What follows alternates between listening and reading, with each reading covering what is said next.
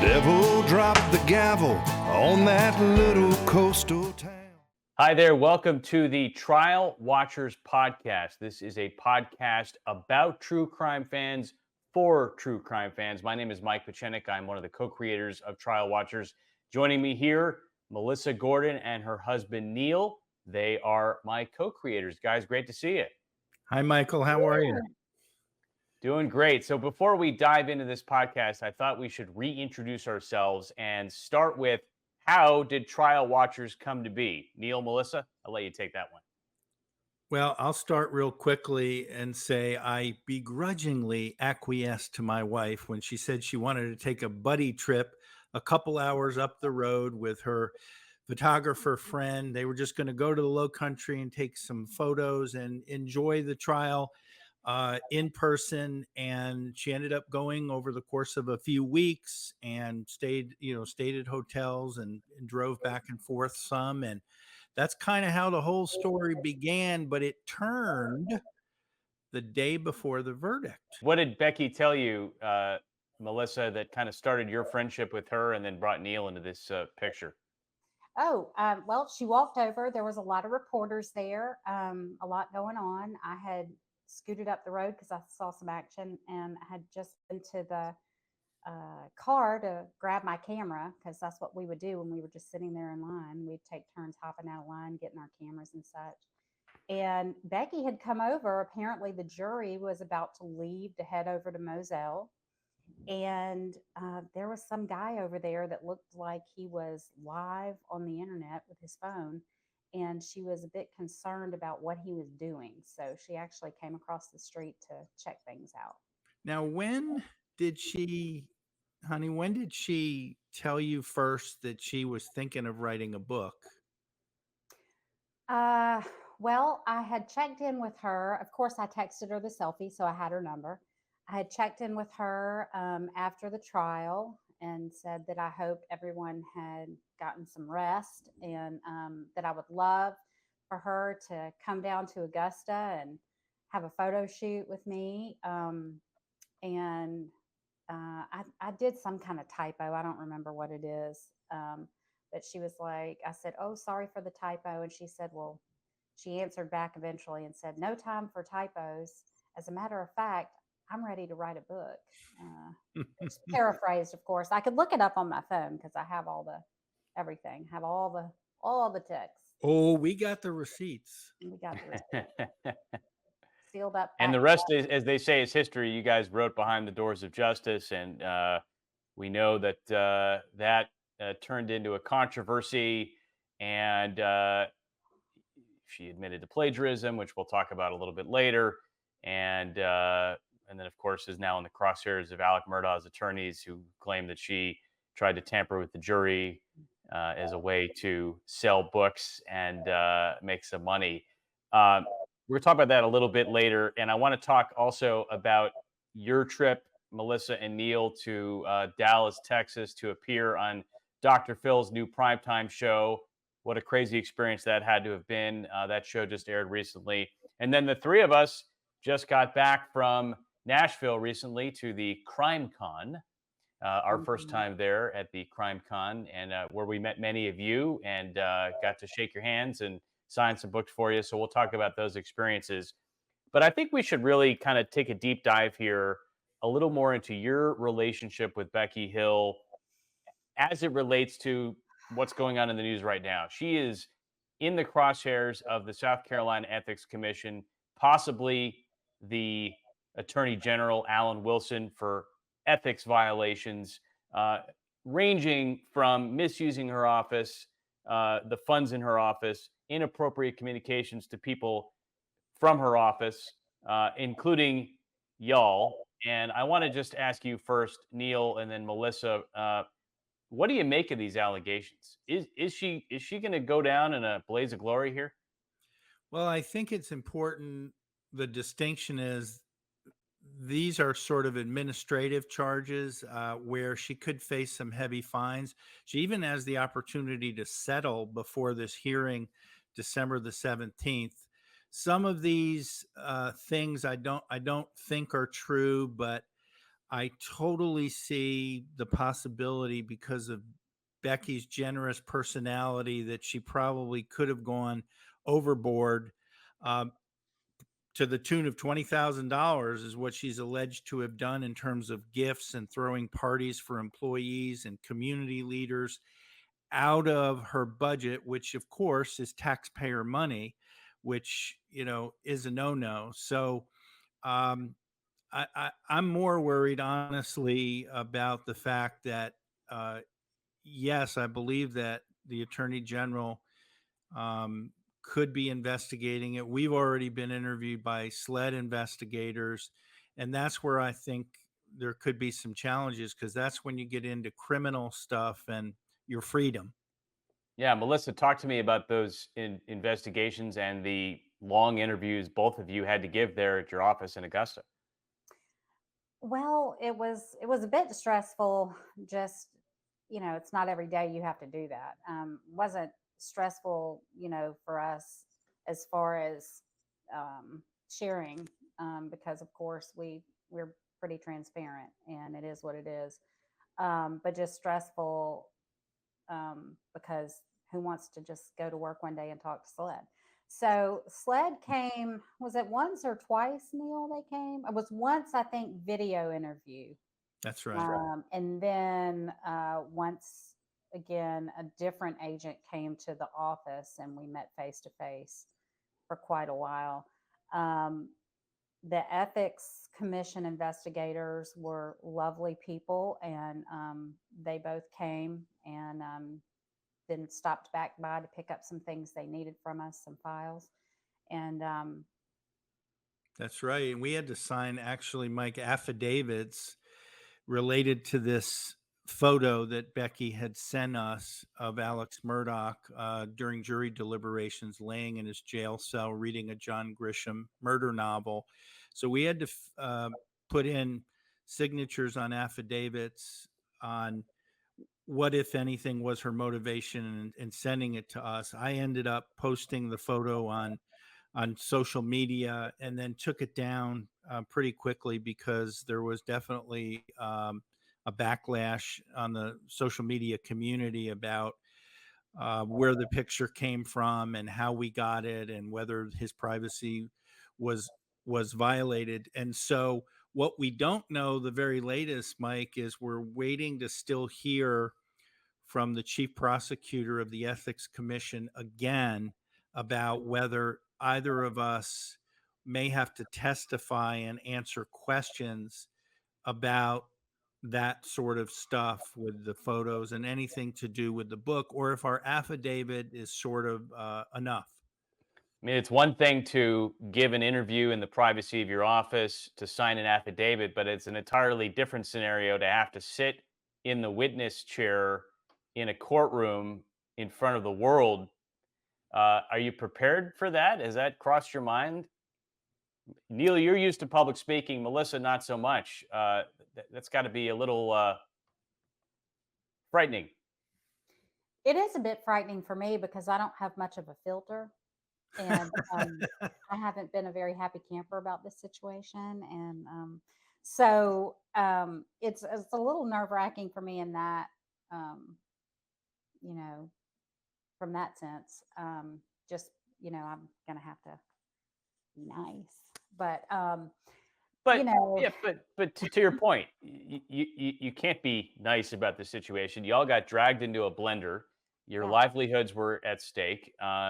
You have yeah, since uncovered, Neil, other things that have caused you to question her moral compass, such as potentially taking a payment for your previous book and asking somebody to put it in her name, right? So these are little sort of death by a thousand cuts, little things you're kind of finding along the way, right? Yeah, when your emails are released to the world, I'm sure if mine were released to the world, I would be hesitant in, seeing what people thought about it. But when your name is mentioned in the context of conversations, like don't talk to Neil Gordon, to one of the press members. And that hurt a little bit because that was just about 6 or 7 days after I went on live TV all over the world and defended her integrity and credibility on the TV shows after Alex Murdaugh's attorneys held that press conference on September 5th. But yeah, you mentioned,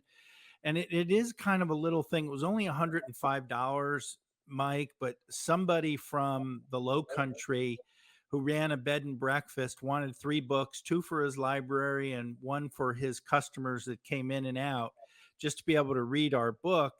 And he said, well, how can I order that? And she said, make the check out to Becky Hill. And then she gave him her home address. I don't know whether the check was ever sent. I will tell you, her husband is one of the most ethical people I've ever met. So if he was aware that money came in personally, he would have put it, I believe, into our company bank account. So I don't know, but you're right. It does just sort of, boy, with all these ethics allegations, just about her honesty and, doing things that maybe were not unethical, that just kind of sticks out to me. Yeah. And I know that your relationship with Becky has kind of gone on ice, so to speak, after the plagiarism allegations came to light, and you got ahead of it and cleared the air, and then did the right thing by donating the proceeds after the fact there to a charity. There wasn't a lot of conversation happening. But if you had a chance to address Becky Hill directly right now, and I'm going to ask both of you, put you on the spot here about all of this and everything that has happened to you since then, what would you say to her if she's sitting right where I am? Why? I would just want to know why, or where things maybe went a little bit sideways with her having the power in office. A lot of these allegations have to do with her having the authority to be able to do, let people into the courtroom while others were in line, use taxpayer money to buy gift cards and take care of other people that she's Allegedly. alleged. Yeah, that's fair, to have allegedly done. Um, I would just want to know, you know, why. And I believe, in my heart of hearts, we all want to be liked and accepted and what have you. And some people that manifests in different ways. And information is power. And I believe that she got a lot of juice from being able to share information and do things for people. And I believe that's the good old boy way, and that from what I observed in the Low Country, spending a little bit of time, and Melissa was there a lot more than me. It just seems like everybody was friends or related to one another, and brothers worked in the same department as sisters, and I'm making generalities here, but there was just it tight knit. Is that fair, Melissa? I would say so. Or everybody in those kind of positions kind of grew up there and maybe had been in grade school with, I mean, everybody kind of knew everybody from what I A little imagine. incestuous, if you Yeah, will. yeah, if you will. Not Yeah. not literally, but Right. Yeah. I mean, Right. figuratively. she was Miss Walterboro at age 17, and she Yeah. was been there all her life. So, people kind of have really put her on a pedestal. I mean, just since then, I mean, that's almost 40 years later. And then here she achieved the clerk of court position in the most high profile case, probably maybe since OJ Simpson. And she was the operations chief, if you will. So, Melissa, what would you say to Miss Becky if you were Um, standing right in front of her? I would want to know why, specifically on a few things. I did ask her several times when things would come out. Is this true? Is this true? I read this. I would screenshot her things and call her or text her and say, why are they saying this? I don't understand. Is this true? And she would say, no, they're just wanting me to be the fall guy. They just want me to be and it's a lot bigger than just that, it's political. And, she would just say all these things. And, I trusted her for the most part, just because of the power differential, and she was an officer of the court, and the governor hadn't removed her from office. So in my mind, all these things are swirling. Surely this can't be. But I would want to know why if I was able to ask her. And there's a few personal things that I would want to know why. Just little things like her last communication with me. Um, where she sent me a text and said, you and I both know I'm not what the world is saying I am. And she alluded to my husband using her as a stepping stone, and which made me furious. If anybody was using stepping stones, it wasn't Neil. How do you respond to that, Neil, that you were using her as a stepping stone? I mean, certainly, as we've talked to people about trial watchers and the origin story of it, you can't ignore the fact that Becky is kind of the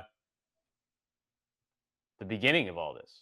Yeah, I mean, if it wasn't for meeting Becky with the chance meeting that Melissa had and us hitting it off and us doing this book and selling the books, um, trial watchers doesn't happen. But I have the right to make a living, and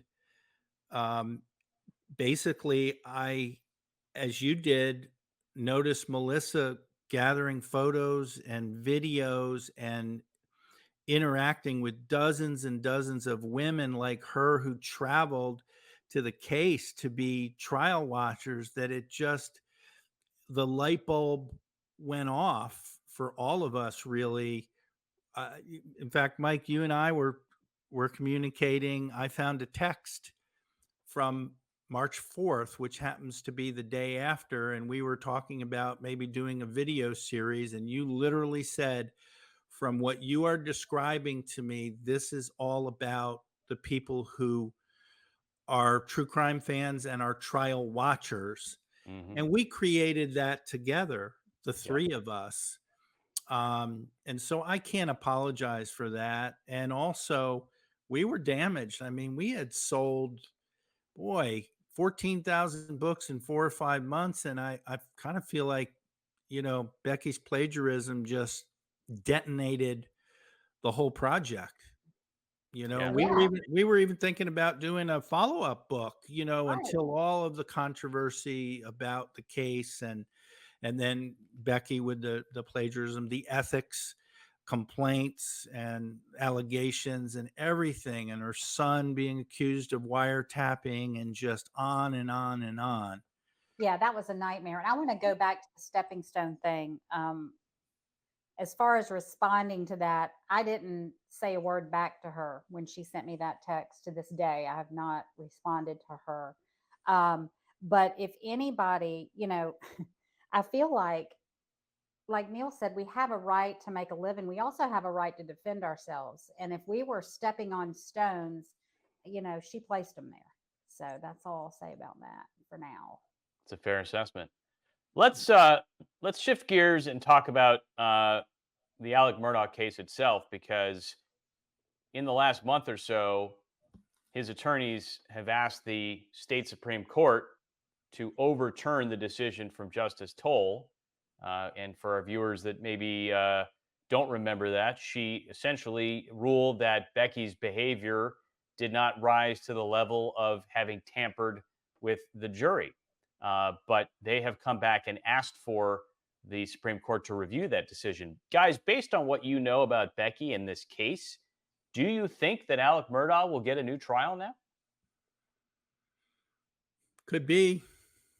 I mean, I would say possibly. I'm not well versed in law enough to really get it. I will say that, the justice system that our country, stands for and is founded on, if I try to put myself in the situation, if this were my dad, my brother, heaven forbid, that had done this act, and there was a juror who said that something she did affected their decision, and this was somebody in my family or someone that I cared about on trial, I would be like, wait a minute, and if he did it, and if there's enough evidence to do it, then you'll find him guilty again. But this is not right. A juror is saying blank. That's one school of thought I have on it. You know, the other school I have a thought I have on it is, is this just attorneys, playing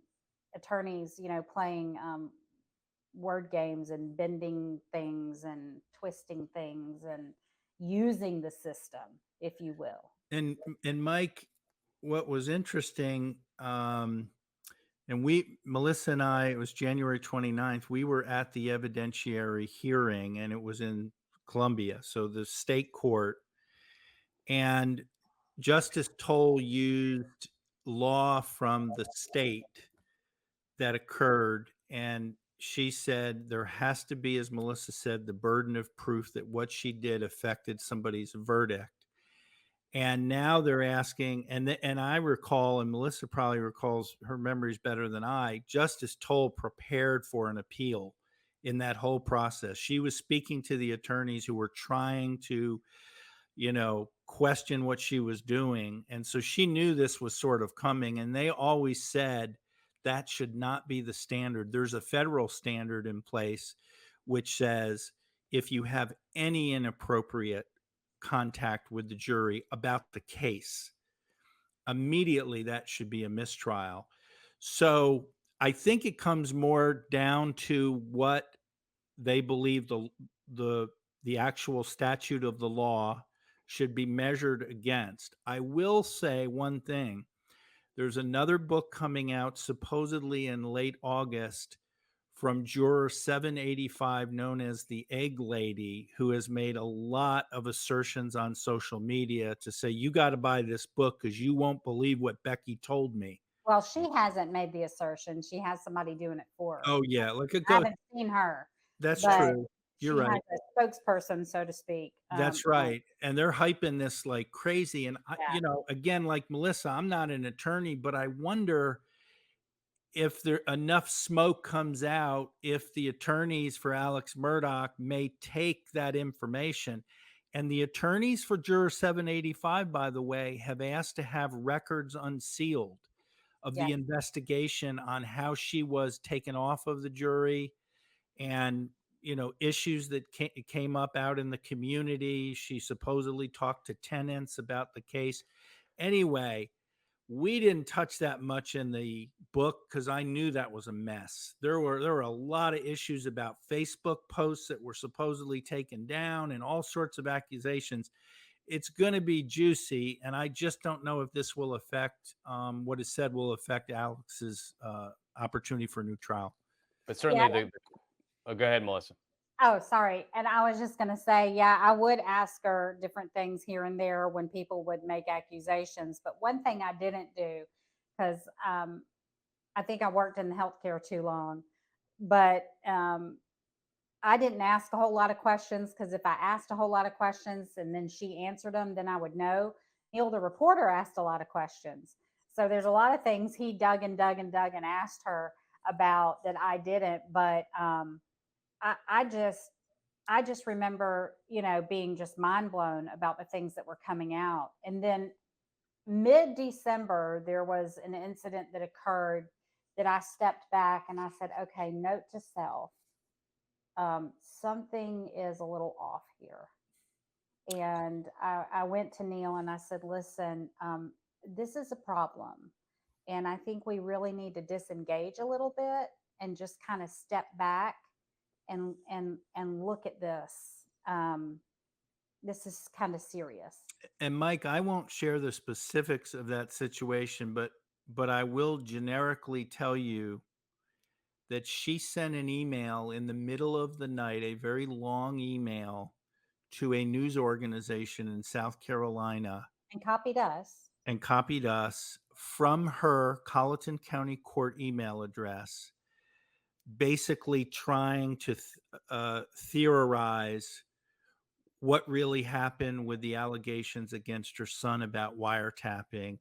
And she basically tried to give her side of the story via email to a news organization, which has not at this point done a story on that or presented it. If they do, it, as Melissa said, it was mind blowing and eye opening, and I don't think that would help her Yeah, case at all. it was like Mm. in the middle of the night on a Friday night, and Neil kept telling me, "You don't understand what is about to happen on Monday morning. You don't understand." And I mean, I advised her not to. I advised her, whatever theories you have, be careful. Don't. I wouldn't advise her, and I didn't advise her to send that.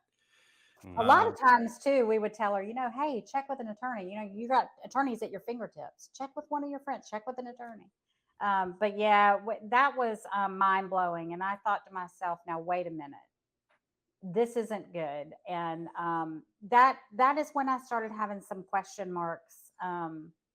You know, and anyway, I'm with Neil. I won't speak any more to that, and because that is not something that was released with the FOIA either. Mm. It's one of the things that was held back, I guess. I know they said they didn't release everything because there's some emails that are under investigation or something like that, and I don't know that that's one of them. I just know it wasn't in the email dump. Makes you wonder, though, if they didn't release it, is it part of the allegations related to the wiretapping? well, there were some pretty strong allegations Becky made Pretty against serious. people within Colleton County.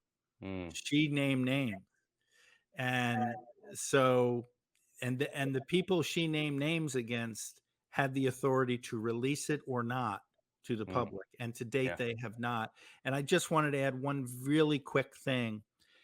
This whole impact almost affected our little daughter. Lindy, sweet 10-year-old daughter. Well, she developed a wonderful, almost granddaughterish relationship with Becky, and they actually made this cute TikTok video where they were practicing makeup on one another. And I'm a little fuzzy on it, but Melissa remembers that her TikTok page got shared. Is that Oh right? yeah, oh yeah. I guess I have contacted Becky one more time. I lied. Yes. So a couple weekends ago, this one influencer, whatever you want to call it, TikToker, who's pushing Juror 7085's book, um, said, "Hey Becky, you need to get in touch with me." He always does these videos. "You need to get in touch with me. We might could help you." Blah blah blah. Um, he tagged Becky's TikTok page, and I looked at Neil. I'm like, "Oh my God." So I clicked on it to see if Becky had taken it down. And there's Lindy's video of Mm. her and Lindy. And so I thought, okay. Um, I texted and I said, texted Tommy and Becky together. And I said, I would like you to take the video down, basically. My daughter's a minor, and this has been shared on TikTok. This guy's got, I think it was like 60,000 followers, I don't know, followers or whatever. And the last, I mean, I just, I went into mama bear mode with that, and nobody responded. Mm. Until they the still next haven't. day. No, Oh. until the next No, day. till the next Tommy, day. Tommy And did, and I mentioned to you, a lot of integrity, a lot of ethics. He took charge. He said, "We've deleted her whole TikTok page." So they ended up just taking it down.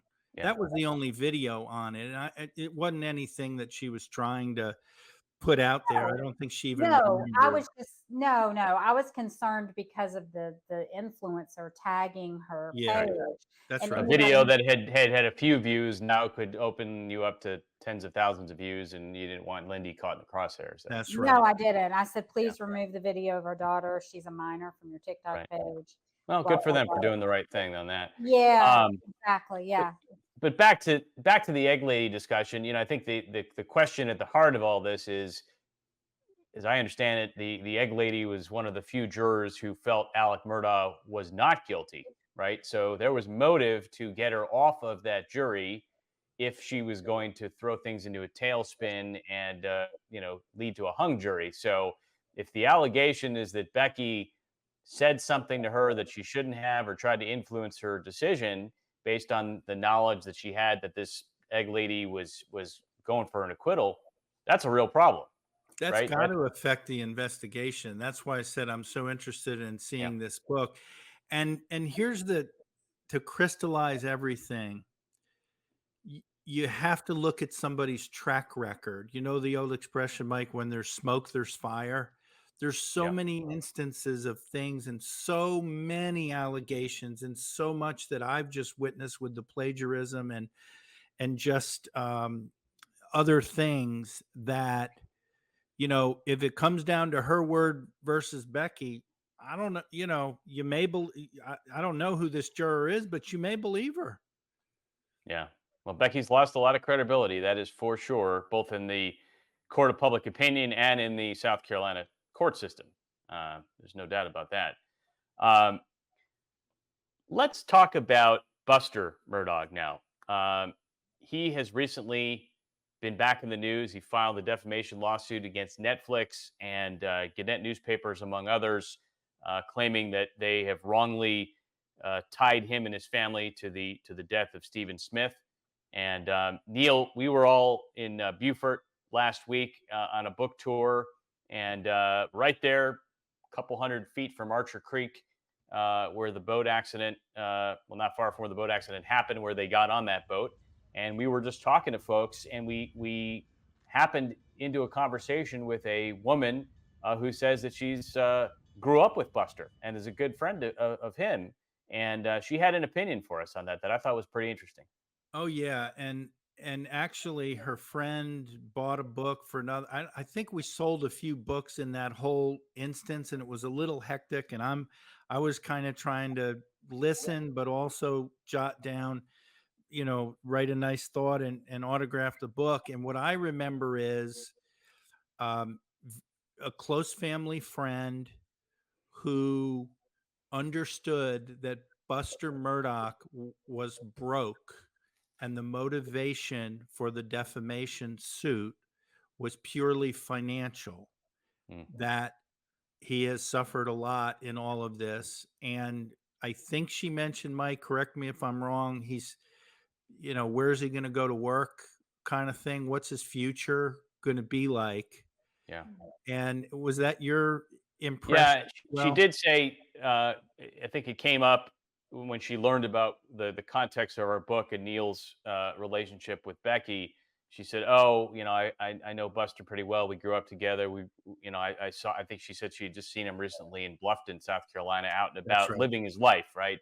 But she Yes. said that from where she stood, it was a bad look for him to have sued these large media entities, because all that was going to do was open him up to interrogation by very, very experienced attorneys who would rake him through the coals, and maybe get to the bottom of some things that maybe the family didn't want out there. And again, they have vehemently denied any uh, relation to the death of Stephen Smith, and throughout all of this. But her point was that it's not going to be a good look. And but she did say he seemed to be doing well. He still has the same girlfriend. They seem to be living their life and running around there in the Low Country. So that was good to hear, at least that he's trying to live some semblance of normalcy after having gone through all that. Did you, honey, I never asked you this. I know you, like, I think it was one or two of Buster's brothers you actually had conversations with in the hall and said hi. Did you ever talk to Buster or Buster's girlfriend? Because I think they were there while you were there those days. Well, you mean Alex's brothers? Alex's brothers. I'm so Yeah, sorry. Yeah. yes, yes. I was there when Randy was there, which I don't know if he came but once or twice, maybe. And John Marvin. John Marvin would make eye contact with people and, nod like hello. I was down in the hallway one day and Randy walked by and said, "Good morning, ladies," and just very friendly, kind. I just, I felt so much empathy for them just watching them sit there. Of course, your first empathy goes to the people who've given their life, lost their life, Maggie and Paul. But then, you look at that family and it was so painful to sit there. And it felt awful to see them. And I remember Lynn standing right outside the courtroom when we took a break one day. And It's the sister of Alex. yeah, Alex's sister was standing out in the hallway, and she always had kind of the flat affect, which I can understand because you just don't know what people are thinking of you. And I was walking past her, and it just came just out of my mouth. I was just like, I wish I could give you a big old hug. And she said, "Well, thank you. There's probably not too many people who'd want to," or something But to that effect. but Buster kind of kept to himself. Yeah, Buster kind of kept to himself. When he would get up to walk out, he would kind of keep to himself. And I think, is it Brooke or Brooklyn, his girlfriend? Brooklyn. That's right. I can't Yeah, I couldn't remember. They would hold hands and walk, and she seemed to be very supportive. He's He's been very, through a lot. He really yeah, he has. I felt probably worse for him than anybody, just because of how much he lost. Yeah, I can't even Um, fathom. no, I can't. I can't fathom So, it. I certainly, without knowing all of the intricacies of the case, I can't blame the man for wanting to seek some sort of restitution if he feels like his name and his family's name have been dragged through the mud by the media. Um, Absolutely. so certainly that friend, that's her opinion about this, but she's not wrong. I mean, these big media entities employ armies and armies of attorneys who will no doubt uh, really run them through the ringer to try to get questions in a deposition, and then of course that gets made public, and it just kind of perpetuates the story, and it just continues to go and go and go, and True. it's a never-ending saga, the saga of the Murdaugh. Interesting you say that. The one question that I would have for Buster, and I'm not an attorney, were you paid to do the Fox Nation documentary, Mm. which was hugely watched? It was not produced by Fox News. It was produced by an outside company that he is suing. And I'm curious about it. I don't know. I wonder if there could have been some checkbook journalism, meaning, Mm. people, in order to, give their story, they're exclusive, and they promoted it like crazy, that, money could have been paid. And that may change the whole scope of how things go, but I'd be curious about that. And then Fox Nation never used that production company again. They produced everything else in house Hmm. Yeah, beyond that. things So, that make you go, hmm. yeah, Interesting. So pontificating on that. that's right. That's right. Um, so you guys uh, have been on this roller coaster over the last year and change, and Neil specifically, you've done a lot of media interviews. Good Morning America. You've been on Vinny Politan's show several times. You've talked to other reporters throughout the region, but you got an opportunity to talk to Dr. Phil. Dr. Phil's primetime show over there on Merritt Street Media. You thought maybe they would zoom in with you and do a quick call, but nope. They wanted to fly both of y'all there to Dallas back in February. The episode just aired recently. What was that like? That had to have been pretty surreal. Well, first of all, they wouldn't have got me without my bride, because it was Valentine's Day that they were filming. And they tried to talk me out of it and still have me come, whatever. I says, Valentine's Day, twist Dr. Phil's arm. And so they flew us out there. Um, and honey, I'll let you. What did you feel? I mean, I loved most of the experience, and I can speak to, speaking to Dr. Phil, but I was just curious from your perspective what you thought of. I mean, they kind of wined and dined us. They did. I mean, nothing over the top to make you feel obligated to fit a narrative or anything like that. That was refreshing. Just very, very professional. Nothing over the top, very friendly drivers. We checked into the hotel. We were given a The Hilton. voucher. The Hilton, Baron von Hilton would approve of this particular one. Very nice. I'm so sorry. And we had a voucher to eat in the restaurant downstairs, and $250. We ate like kings and queens. we did. It was really good. And Champagne and caviar. Yes. yeah, yeah, we had us a nice little dinner. And then the next morning, the driver came to get us, and we got out of the escalator, walked into the lobby, and there was Sarah and Jim sitting on the couch, and I was just like, ugh. Jim Walked Griffin. right, Alex's right attorney. past them. Yeah. Right, walked right past them. As we were getting ready to drive off, I thought, well, I guess the next driver will be getting them. And so, we had a great conversation with the driver on the way. We drove up, we were greeted. They got our luggage out of the car. We were ushered in, said you can take pictures, it was fun. It was nice. Got into the green room, and they had some little gift bags for us.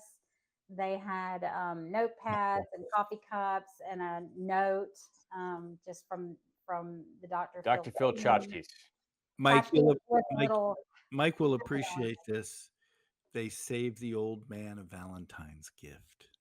Oh. Yeah, they had Because you had tchotchkes. forgotten one at home and you were going to be in big trouble? Or what? We were there, but they provided. There was a tremendous tchotchke. I don't know, Melissa. I don't know if that passes. It does. We've been married long enough. I don't care. Okay. Okay. All right. Because I was going to say, like a little bag of Dr. Phil Chotchkis does not make Not a enough. Valentine's. Maybe not. gift. No, but I'll just go get my own self something. I'm good. Okay. All got right, it. then. All right. Cost So- him more, but anyway. So Dr. Phil was tremendous. Being in that moment with him, he's the real deal. He's very genuine. He's very authentic. I never felt like he was trying to ambush me. The part that I felt a little bit uncomfortable with, they edited it out, so I give them credit. I took a little exception because I did not know Jim Griffin and Sarah Azura, who is his podcast partner, was going to be sitting 10 feet across from me, listening and participating in the conversation. I was told they were going to be in the studio audience like Melissa was in the front row. That's what I thought. So Well, Dr. Neil says Phil, his wife met because I had Becky told the outside producers courthouse that Becky during the did not trial. really So you care didn't for know her. Jim You got much. And we introduced put to some of her. that in the book. And she But was when he on asked the me press. that, He was so looking I hear for Becky didn't a way like to get a Jim, book and and I'm get it sitting out right there, across and from Jim, and that she was the liked the most limelight. awkward feeling. I can't even imagine it. And I have respect for Jim Griffin as an attorney, Yeah. regardless of how you feel about Alex Murdaugh. And he is passionate, and he believes in what he believes, and he seems like a good Southern gentleman. And I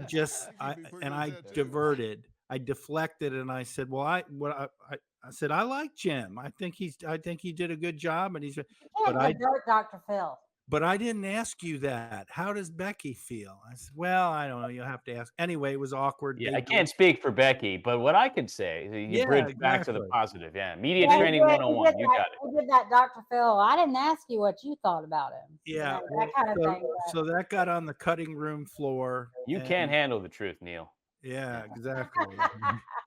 But I'll tell you, different producers asked me questions, and the one thing I will take out of it, it was very cathartic because all of them were really pushing me about what Becky had allegedly done and plagiarizing the book.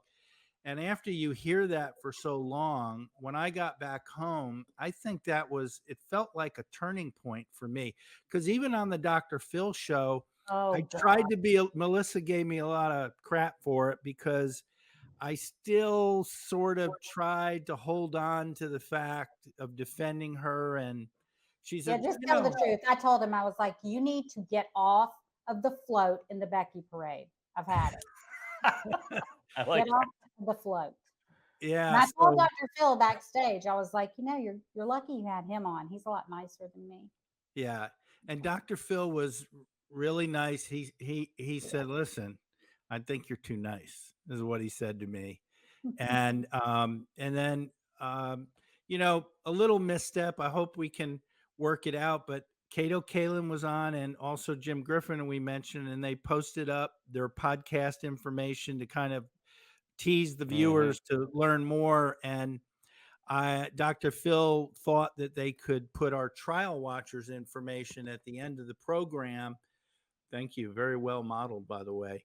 But Dr. Phil, the day before, was in Mar-a-Lago interviewing Donald Trump about Yeah. his presidential candidacy, and all the That whole edit crew got was there. bumped. Huh? That edit got bumped. Yeah, the edit got bumped, so it never made it. It's Never made it okay. on there. But all in all, Mike, it was a good experience. It really Yeah. was. Yeah. So no love for the trial watchers on the Dr. Phil show, but you got a chance to at least clear the air and speak your mind about the Becky situation. And did you get any feedback from people? Did folks say they saw it and appreciated your candor? Yeah, I think it was mostly positive. um, that people just thought it was just a well produced kind of a program.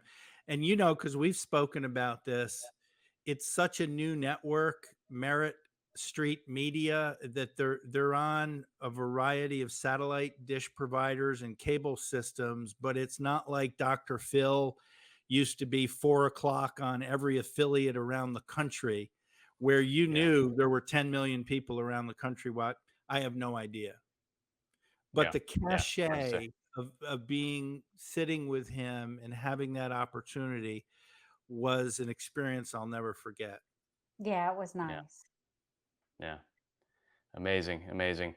So we got about 10 minutes left here, guys. Let's talk about our experience at CrimeCon. We had a chance to Oh go to yeah. Nashville and meet a lot of really great people, including some of the people who are checking out our podcast here. Great folks. Candidly, when Neil said, "Let's go to CrimeCon and talk about our book," I had no idea what you were talking about. I thought it was I mean, I'm in Atlanta, so we have Comic Con here. And so I knew it had to have been a conference related to the topic of crime, but I just kind of wrongly assumed that it was people that with like prurient interests just coming to talk about gory murders and serial killers and stuff. And I couldn't have been more wrong. Couldn't have been more wrong. So I'd love to get your thoughts, and I'm happy to share mine as well about just the whole weekend experience up there at the Gaylord Opryland Conference Center in Nashville, Tennessee. Nash Vegas. Nash Yeah, Vegas, baby. Las Vegas. I just thought it was a wonderful experience. I got to actually one-on-one talk with people about Behind the Doors of Justice.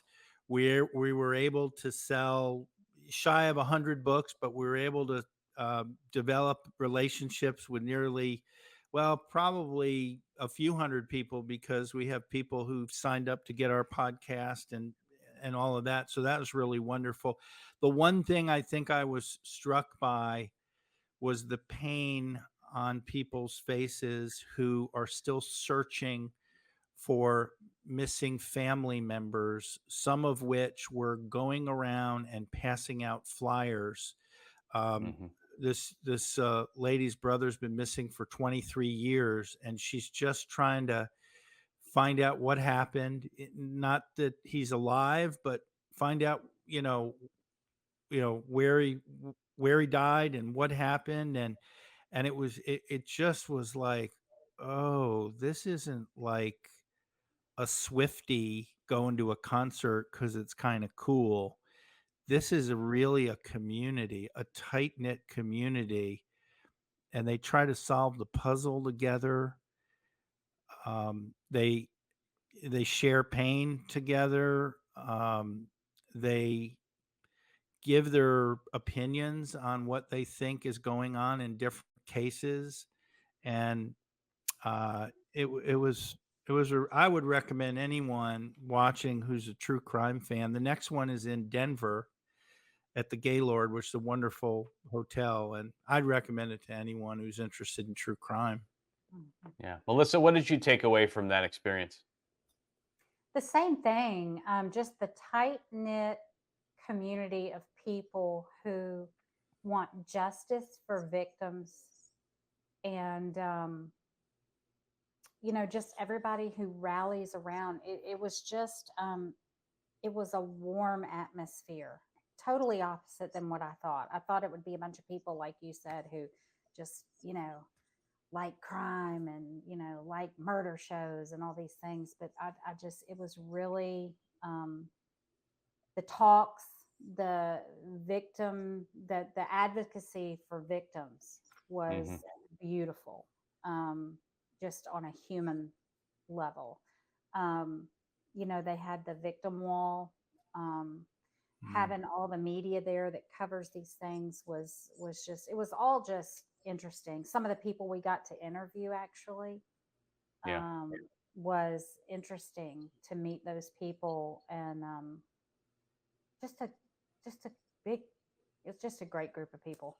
I can't say enough Yeah. about the closeness. It felt like everybody was like a I, family. I was struck by the panel of speakers, right? It wasn't just court TV celebrities, anchors or law and crime or what have you. It was forensic pathologists. It was behavior the behavior panel, those guys that Yeah, look at a person's mannerisms, and we had a chance to talk to them, and they were fantastic. right. It was attorneys who've represented serial killers and in big Yeah, cases. It was Nancy Grace, of course, the queen of true crime, was there. It was John Ramsey, who is, as you know, pushing for justice for Jean Benet all these years later.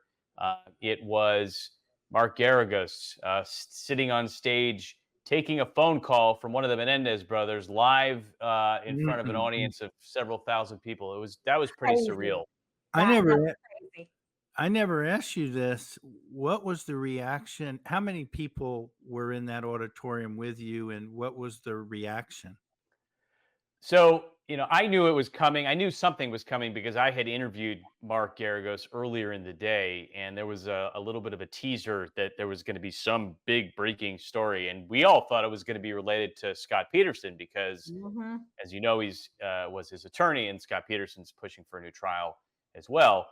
And he was very coy with me in the interview. I tried to pin him down. I said, "Look, this isn't going to air until after you give your speech, and tell me what's happening." And he kind of he sort of let us in to know that it was related to the Menendez brothers, so we knew that was coming. And he kept checking his phone during he was doing a one-on-one with Laura Engel from News Nation, and he got a couple of other. It was funny. He got a couple of other phone calls from random people, not one of the Menendez brothers. I think it was Eric who called him, but it was like a family friend or something. I can't take this call, sorry. And then he answers his phone, and there was a hush over. I mean, this was a full auditorium. I want to say there were probably 3,000 people in there, is my guess. Whoa. Yeah, it was probably about Whoa. half of the CrimeCon population that was there. It was huge. I had no Um, idea. yeah, they were on a big stage, and he answers the phone, and you hear the recording. This an inmate from such and such correctional facility is on the phone, and then he just struck up a conversation with him, and here and so the point of the conversation was that he is preparing to get his college degree. He went back to school while he's been in prison all these years to get his college degree, and he's working on a prison reform initiative that essentially will beautify prisons, with the thought being that when you're in a prison and it's just this stark concrete jungle, your mindset is such that there's nothing to redeem. You're just kind of there, and there's nothing left for you to live. Versus what they're doing is putting green spaces and park kind of atmospheres into the prison spaces with this nonprofit. And the idea is that you'll be rejuvenated and you'll want to do something with your life. And even if you're locked up for the rest of your life, you can go back and get college degree. You can maybe try to be an active member of society, even if you're behind bars. So that was kind of the crux of what he was talking about. But then, of course, there are also trying to ask for a new trial, and he talked about the fact that even his aunt has gone to bat and said, "Look, these brothers have paid their dues. They paid their penance. What they did was certainly awful, but there's questions about whether they had motivation to do it, and should they deserve to be let out of prison." And so that was the crux of it. But it was pretty surreal. It made some headlines. I was a little surprised it didn't get more headlines than it did. I think the reporters who were there reported on it, but beyond that, I don't think it got a lot of traction. I don't think the CrimeCon people really put out a press release on it. Maybe they should have. I tweeted about it, and it got retweeted a couple times, but I didn't see it. I didn't see it reported upon widely there. That was pretty wild. The two of you stepped into the middle of a news story at CrimeCon. I was talking to folks at the booth and signing autographs, and I heard this audible "Whoa, yay!" And I thought, well, Vinnie Politan must be there, and people are shaking his hand, and he's high-fiving them. But you all got to witness something live going on in front of true crime fans. That was fascinating to me. Well, and what was cool is that Melissa and I weren't talking about what we were doing. We both ended up in the same place at the same time, because she's mobile news on tennis shoes, right? And I'm a veteran news guy. So we both were gravitating to this area. And Melissa, I'll let you pick it up because you were there first, sort of getting some of the material there. Yeah, it was a sentencing. It was a sentencing, right? Yep. And Chad Daybell. Yeah, Chad Daybell. And so there were people just around the court TV booth, and they were just waiting for the sentencing. They were just waiting, like we've said, wanting to see justice done. And I look across the way, and Mike's over there doing this with his phone, and I'm doing this with mine, and I pan over to Mike.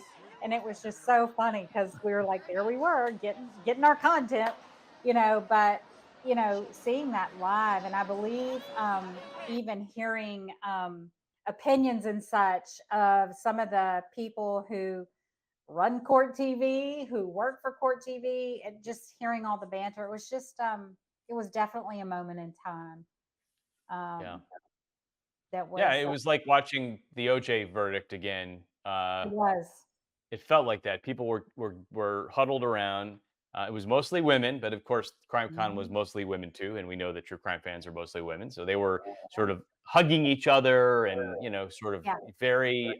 It was very sisterly, if you will. And when the judge came back and said that Chad Daybell was getting a death penalty, there was this audible, sort of cathartic scream of joy. And I talked to a couple of the women who were there, and they were at the trial the week before and came to Nashville for CrimeCon, and they both traveled from various places to witness it. And so they told me they felt kind of a kinship with the family of the two kids who were murdered, and Lori Vallow's children. And so for them, it was almost personal to see Chad Daybell get the death penalty. And they both and they were conflicted about the death penalty in general. One of them was for sure. She didn't know she believed in it, but she's like, this is a situation where this guy deserves it. And there was a lot of that kind of discussion happening. So that was pretty wild to see, like, breaking news right in the middle of a crime convention.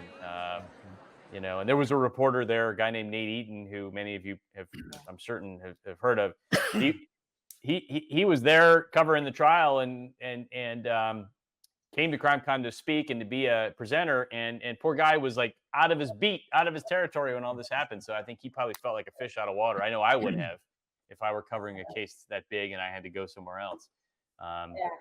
So just a wild experience. Met a lot of great people there, and to your point, it was very much a community. It was very much people leaning on each other and learning about each other's backstories. And we're looking forward to going in September to Denver. We had a great time in Nashville, and certainly we've had a great time with you on our inaugural episode of the Trial Watchers podcast. This is a show about true crime fans for true crime fans. I am Mike Petchenik. I've been joined by my co-creators, Neil Gordon and his lovely wife, Melissa. And we invite you to join us again on our next episode, and keep it here at trialwatchers.com for some really exciting things on the horizon. Until next time, we'll see you soon. Hey, thanks for checking out the podcast. For more great Trial Watchers content, please head over to our Patreon page. The website is on your screen. The devil dropped the gavel on that little coastal town.